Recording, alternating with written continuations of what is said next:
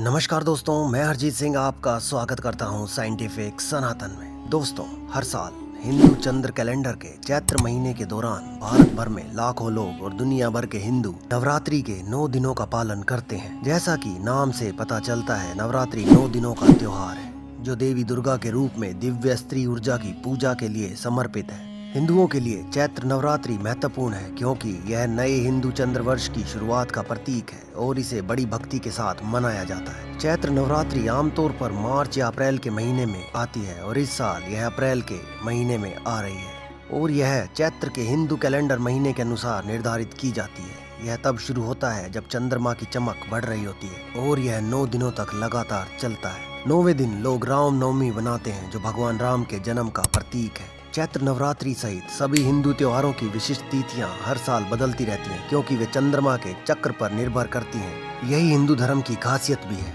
कि यहाँ पर सब कुछ चंद्र और सूर्य के हिसाब से निर्धारित किया जाता है। इस वर्ष चैत्र नवरात्रि 9 अप्रैल मंगलवार से शुरू हो रही है और बुधवार 17 अप्रैल तक जारी रहेंगी। चैत्र नवरात्रि का समय कई ज्योतिषियों और विशेषज्ञों द्वारा निर्धारित किया गया है और सबसे सटीक भविष्यवाणी सुबह 6:02 से 10:15 तक बताई गई।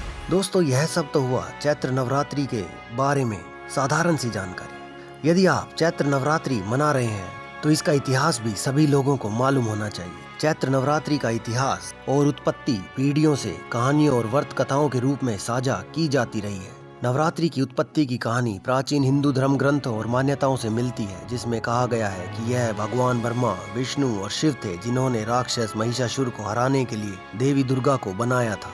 महिषासुर पृथ्वी पर कहर बरपा रहा था और इसलिए महिषासुर मर्दिनी के उग्र रूप में माँ दुर्गा के लिए उसे हराना महत्वपूर्ण था। माँ दुर्गा और महिषासुर के बीच युद्ध 9 दिनों और रातों तक चला और अंततः 10वें दिन बुराई पर अच्छाई की जीत हुई।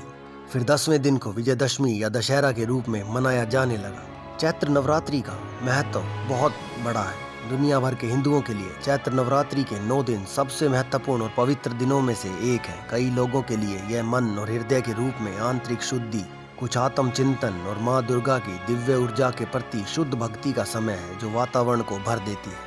चैत्र नवरात्रि के 9 दिन देवी दुर्गा के 9 अलग अलग रूपों की पूजा करने के लिए समर्पित है, जिन्हें नव दुर्गा के नाम से भी जाना जाता है। माँ दुर्गा के ये 9 रूप उनके विभिन्न पहलुओं और उनमें निहित ऊर्जा का प्रतिनिधित्व करते हैं। दिव्य स्त्री सौंदर्य और करुणा से लेकर उस शक्ति और शक्ति तक जिसके साथ उन्होंने राक्षस महिषासुर को समाप्त किया, माँ दुर्गा के 9 दिव्य रूप ऊर्जा के प्रतीक है।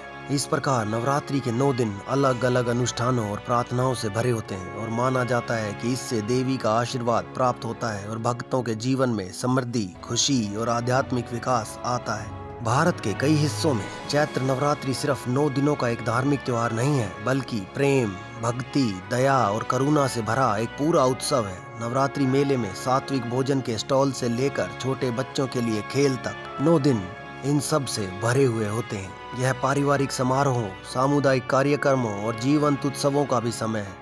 भगत व्रत रखते हैं, घर पर या मंदिरों में पवित्र मंत्रों का पाठ करते हैं, गरबा और डांडिया जैसे पारंपरिक नृत्य करते हैं, अपने घरों और मंदिरों को रंगीन सजावट से सजाते हैं और देवी को प्रसन्न करने के लिए महाआरती करते हैं। चैत्र नवरात्रि और इसके साथ आने वाले उत्सव एकता, भक्ति, शुद्ध हृदय, पूजा और स्वयं के आध्यात्मिक पक्ष को महसूस करने का आदर्श आधार बन जाते हैं। चैत्र नवरात्रि के 9 दिनों के दौरान माँ दुर्गा के भगत कठोर उपवास रखते हैं, कभी कभी पूरे 9 दिनों तक, और किसी भी प्रकार के भोजन से परहेज करते हैं। यहाँ तक कि जो लोग व्रत नहीं रखते वे भी तामसिक भोजन जैसे मांस, शराब, ज्यादा तली भुनी और भोग्या आदि खाने से परहेज करते हैं। चैत्र नवरात्रि अवधि के दौरान भगत सुबह जल्दी उठते हैं, स्नान करते हैं और देवी की पूजा करते हैं। अक्सर माँ दुर्गा को समर्पित मंदिरों में जाते हैं। मंदिरों में स्वास्थ्य, धन और खुशी का आशीर्वाद पाने के लिए विशेष पूजा और हवन आयोजित किए जाते हैं। नवरात्रि का एक और महत्वपूर्ण हिस्सा है दान दक्षिणा देना। लोग दान और भक्ति की भावना से कम भाग्यशाली लोगों को भोजन, कपड़े और अन्य आवश्यकताएं दान करते हैं। जो स्त्रियां